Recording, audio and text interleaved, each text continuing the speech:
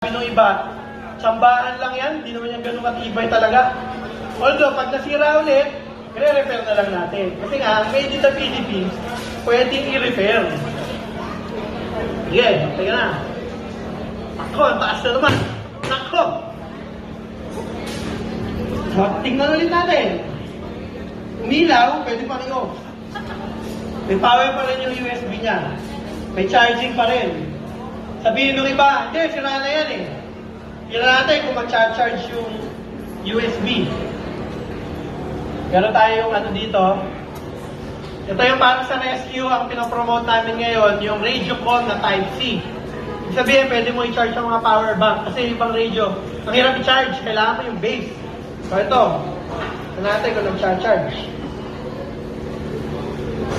So, nag-charge pa rin siya. Yung sabihin, buo pa rin. Sa dalawang tapon, actually, pang ano na yan ngayong araw.